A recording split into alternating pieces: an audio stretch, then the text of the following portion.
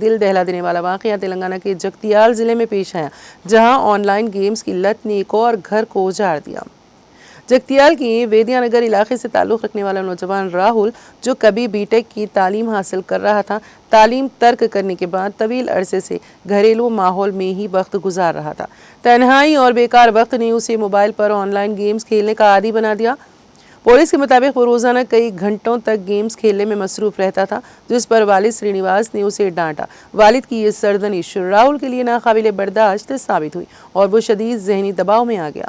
مایوسی اور غصے کے عالم میں اس نے اپنے ہی گھر میں پھانسی لے کر خودکشی کر لی۔ اچانک پیش آنے والے اس حادثے نے گھر میں صف ماتم بچھا دی۔ ایکلوتے بیٹے کی موت پر والدین غم سے نڈھال ہو کر بلک بلک کر رو پڑے۔ اس افسوسناک واقعے نے ایک بار پھر یہ سوال کھڑا کر دیا ہے کہ کیا آن لائن گیمز نئی نسل کی زندگیاں کھا رہی ہیں؟ کیا یہ وقت نہیں آ گیا ہے کہ والدین، اساتذہ اور حکومت سنجیدگی سے ایسے کھیلوں پر خند لگانے کے لیے اقدامات کریں؟ پولیس نے مقدمہ درج کر کے مزید تحقیقات شروع کر دی ہیں۔